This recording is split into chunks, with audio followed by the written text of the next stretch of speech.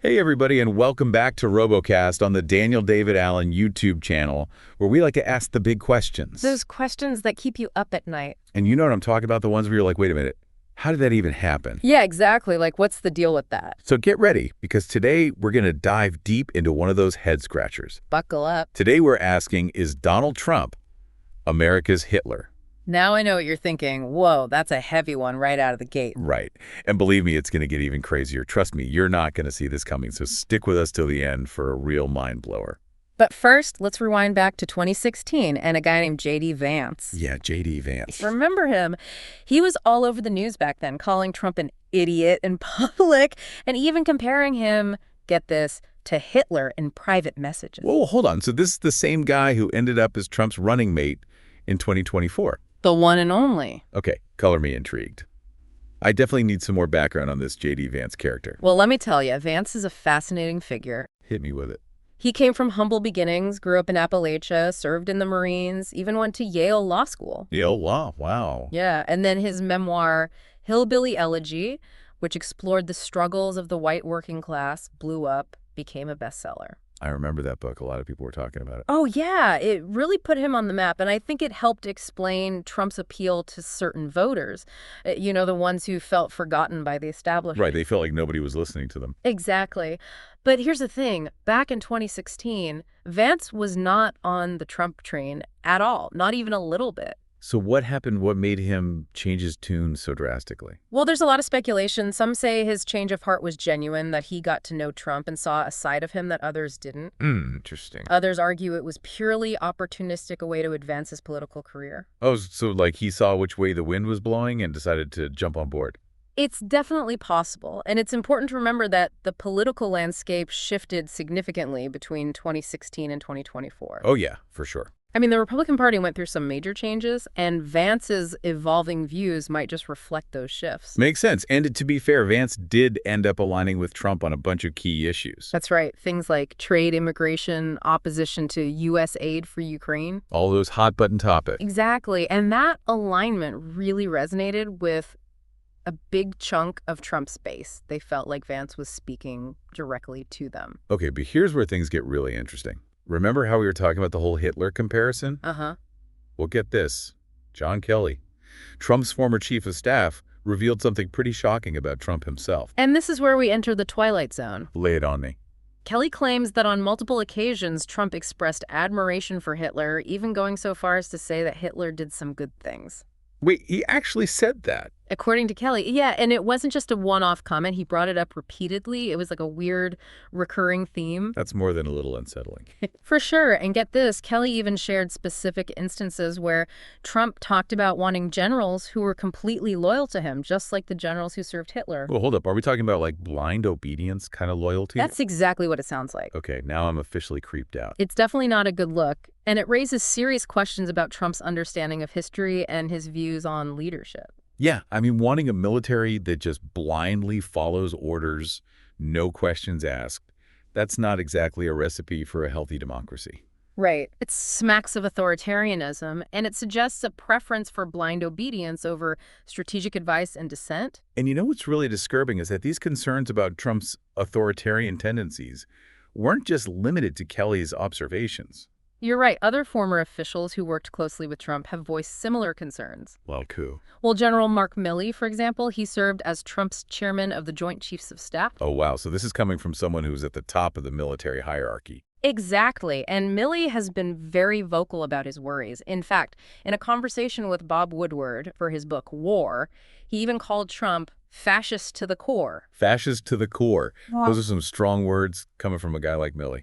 Yeah, he's not one to mince words, and it makes you wonder, what exactly did he see that raised these alarm bells? What led him to make such a statement? Well, to understand that, I think we need to dig into some specific actions and behaviors that really fuel these concerns. Like what?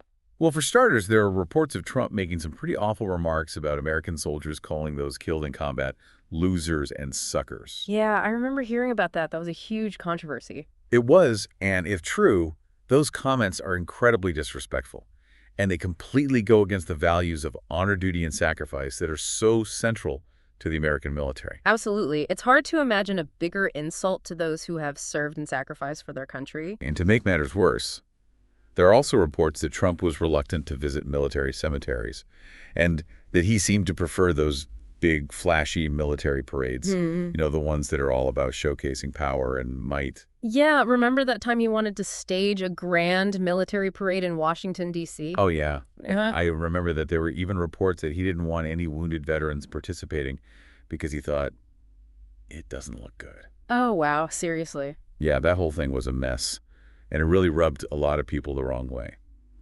It seemed like he was prioritizing spectacle and personal image over the recognition of sacrifice and service. That's a pretty harsh assessment, but I can see where you're coming from. And then there's the whole issue of Trump's pardons of military personnel convicted of war crimes, Oh, yeah, those were highly controversial. A lot of people were outraged. including high-ranking military officials.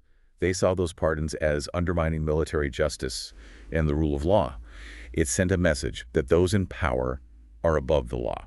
It definitely raised questions about whether Trump truly understood the weight of military service and the sacrifices made by those who serve. And what's really interesting is that those pardons went against the recommendations of military commanders and legal experts. So it wasn't just a matter of him having a different perspective. It was like he was actively choosing to ignore expert advice. It seemed like he was putting personal loyalty above established norms and values. And that brings us back to the heart of the matter. Trump's views on the military, his understanding of its role in American society, and the principles it stands for. It's a complex issue, and I think his actions and words raise serious questions about whether he truly grasps the significance of military service and the sacrifices made by those who wear the uniform. Absolutely. It's a conversation that needs to be had. So connecting this back to our initial question about the Hitler comparison, it seems like there's a lot more to unpack here than meets the eye. Yeah, we've barely scratched the surface. And get this, while J.D. Vance eventually walked back his comparison of Trump to Hitler, the evidence we've uncovered suggests that Trump himself expressed admiration for certain aspects of Hitler's leadership. Talk about a plot twist. Right, it's like this whole thing has taken a bizarre turn. It definitely adds a whole new layer of complexity to this discussion, and it raises some really uncomfortable questions. Like, what exactly are we supposed to make of this information? Well, that's a question for each of us to ponder individually, but one thing's for sure, this is a topic that deserves careful consideration and thoughtful analysis. Still trying to wrap our heads around this whole, is Trump America's Hitler question? It's a tough one, no doubt about it, but we're digging deep, trying to make sense of it all. We uncovered some pretty unsettling stuff about Trump's own fascination with Hitler. Remember that? Oh, yeah. How could we forget those comments about Hitler doing some good things? I mean, come on. Yeah, right. And then there's his whole approach to leadership, wanting generals who are totally loyal no matter what. Like those who served Hitler? Yeah. It's a chilling thought. It really is. And we also touched on those reports about his views on the military, calling fallen soldiers losers and suckers. And let's not forget those controversial pardons he granted to military personnel convicted of war crimes. All of that really raised questions about his respect for the military and those who serve. Absolutely. It painted a pretty troubling picture of his values. So now I think it's time to shift gears a bit and focus on another piece of this puzzle. What's that? Trump's treatment of the late Senator John McCain. Yes, McCain, a true American hero and a frequent target of Trump's attacks. And those attacks often went way beyond typical political disagreements. They felt deeply personal. They really did. It was like Trump had this visceral disdain for McCain. And it seemed to stem, at least in part, from McCain's unwavering commitment to traditional military values. Honor duty, sacrifice, those kinds of things. Exactly. McCain was a POW. He endured years of torture and captivity, but he never wavered in his principles. He was a man of incredible strength and resilience. And I think that really rubbed Trump the wrong way, because McCain wasn't afraid to stand up to him, to call him out when he thought he was wrong. Yeah, McCain was a thorn in Trump's side, a constant reminder that there were people who wouldn't just blindly follow him. And I think Trump saw that as a threat to his authority. It's possible, and let's not forget that infamous comment Trump made about McCain during the 2016 campaign. Oh, yeah, the one where he said he wasn't a war hero because he was captured? Right, and that he liked people who weren't captured? I mean, wow, talk about insensitive. It was a shockingly disrespectful remark, and it really revealed a lot about Trump's understanding of heroism. It seemed like he valued personal loyalty and outward displays of strength above all else. And anyone who didn't fit that mold well, they were fair game for his attacks. And the saddest part is that the attacks on McCain didn't end even after his death in 2018. It's true, Trump continued to disparage him, criticizing his voting record and making all sorts of insensitive remarks. It's like he couldn't let it go. He had to have the last word. And it's hard to understand that level of animosity, especially towards someone who had dedicated their life to public service. It really is. It makes you wonder what was at the root of all that anger and resentment. Well, it's difficult to say for sure, but I think it speaks volumes about Trump's character and his values. I agree. And it also highlights the stark contrast between his approach to leadership and McCain's. How so? Well, despite everything he went through as a POW, McCain always believed in upholding democratic norms and values. He was known for his willingness to work across the aisle to find common ground, even with those he disagreed with. He was a true statesman, someone who put country above party. And he was also a fierce critic of authoritarianism. He saw the dangers of unchecked power, and he spoke out against it. Whereas Trump, well, he's often displayed a disregard for democratic institutions and a willingness to undermine the rule of law. He's been accused of fueling division and polarization, often resorting to personal attacks and inflammatory rhetoric. It's a very different approach to leadership, one that seems to prioritize personal gain and the consolidation of power. And it's all the more troubling when you consider the broader context. All the controversies and scandals that surrounded Trump's presidency. Yeah, his attacks on the media, the judiciary, his attempts to undermine the electoral process, all of that stuff. It really raised serious questions about the stability of American democracy. And when you add in his treatment of John McCain, a war hero who embodied traditional American values, it paints a pretty alarming picture. It's a reminder that we can't take our democracy for granted. We have to be vigilant and defend it against those who would seek to undermine it.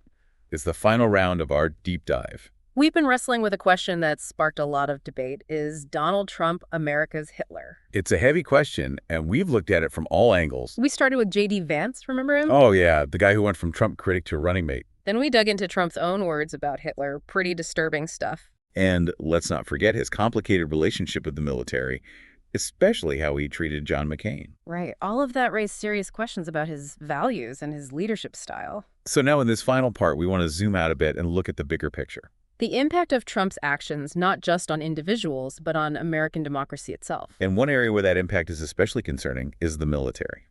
Right. We've already talked about some of the things that eroded morale and trust within the ranks. Like his insults towards soldiers, the controversial pardons, and his attempts to use the military for his own political gain. All of that created a climate of uncertainty and division. And remember, a strong military depends on shared values, trust in leadership, and a clear sense of purpose. When those things are undermined, it can have a ripple effect on everything from recruitment to operational effectiveness. And the consequences go way beyond the military itself. Exactly. A weakened military emboldens our adversaries and undermines our alliances. It makes us more vulnerable to threats. And it also raises concerns about the military's role as a nonpartisan institution, upholding the Constitution and all that. Right. When a leader tries to politicize the military, it sets a dangerous precedent and erodes public trust. So let's step back from the military for a moment and consider the broader implications of Trump's leadership. His attacks on democratic institutions, his disregard for the rule of law, his admiration for authoritarian leaders. It all paints a pretty troubling picture. It raises serious doubts about his commitment to democratic principles. And it's a reminder that democracy is fragile. It depends on certain core values. Like respect for the rule of law, protection of individual rights, free and fair elections, and a peaceful transfer of power. When those values are attacked, it weakens the foundation of our democracy and makes it more vulnerable to authoritarianism. So where does that leave us with our original question, is Trump America's Hitler? Well, it's a complex issue and there's no easy answer. There are certainly differences between them, but there are also some unsettling parallels. In their rhetoric, their approach to power, their impact on democratic norms. Ultimately, it's up to each of us to weigh the evidence, engage in thoughtful dialogue, and make informed decisions about the future of our nation. Because a healthy democracy requires active and engaged citizens who are willing to ask tough questions, hold their leaders accountable, and defend the principles that make our country great. That's a great point. It's on all of us to protect our democracy. Thanks for joining us on this deep dive, folks. We hope it's given you some food for thought. And don't forget to like and subscribe to the Daniel David Allen YouTube channel for more thought-provoking content. Until next time, stay curious and keep those conversations going. A lot of people coming out of the Congo, not just South America, they're coming from 181 countries as of yesterday. Right, and we're a dumping ground. We're like a garbage can for the world. That's what's happened. That's what's happened to. We're like a garbage can. They're poisoning the blood of our country. That's what they've done. They poison mental institutions and prisons all over the world, not just in South America, not just the 3 or 4 countries that we think about, but all over the world. They're coming into our country from Africa, from Asia, all over the world. They're pouring into our country. Nobody's even looking at them. They just come in. They were set loose into the United States of America. We're like a garbage can. We must immediately suspend immigration from any nation that has been compromised by terrorism until such time as proven vetting mechanisms have been put in place. We don't want them in our country. Congress to immediately terminate the diversity visa lottery program. It's a disaster for our country. This program grants visas not on a basis of merit, but simply because applicants are randomly selected in an annual lottery. And the people put in that lottery are not that country's finest. Chain migration. The other visa lottery. They have a lottery. You pick people. Do you think the country's given us their best people? No. What kind of a system is that? They come in by a lottery. They give us their worst people. They put them in a bin. But in his hand, when he's picking them, is really the worst of the worst. Congratulations, you're going to the United States. Okay. What a system, lottery system. Like a garbage can for the rest of the world to dump the people that they don't want. Well, when we take people to the lottery, they're not putting their best people in the lottery. It's common sense. They're not saying, oh, let's take our best people and let's put them into the lottery so that we can send them over to the United States. No, they put their worst people into the lottery. Brought to the United States of America and dumped like we're a garbage can. Like we're a garbage can. Under Biden, other countries are emptying out their prisons, insane asylums, and mental institutions, and dumping everyone right here in the good old USA. They're ruining our country, and it's true. They're destroying the blood of our country. That's what they're doing. They're destroying our country. They don't like it when I said that, and I never read Mein Kampf. They said, oh, Hitler said that in a much different way. And they're destroying the blood of our country. They're destroying the fabric of our country. And we're going to have to get them out. We have no idea who any of them are. They come from Africa. They come from Asia. They come from South America. But not just South America. They're all over the world. They dump them on the... they have to be removed. So you would revoke the temporary protected status? Absolutely. I'd revoke it, and I'd bring them back to their country. We will use all necessary state, local, federal, and military resources to carry out the largest domestic deportation operation in American history. As soon as I take the oath of office, I'll terminate every open border policy of the Biden administration and begin the largest deportation operation in American history. And definitely some people who voted for Trump were racist, and they voted for him for racist reasons. There is definitely an element of Donald Trump's support that has its basis in racism or xenophobia. To be white is to be a striver, a crusader, an explorer, and a conqueror. We build, we produce, we go upward. And we recognize the central lie of American race relations. We don't exploit other groups. We don't gain anything from their presence. They need us and not the other way around. Within the very blood in our veins as children of the sun lies the potential for greatness. We were not meant to beg for moral validation from some of the most despicable creatures to ever populate the planet. America was, until this past generation, a white country designed for ourselves and our posterity. It is our creation. It is our inheritance. and it belongs to us.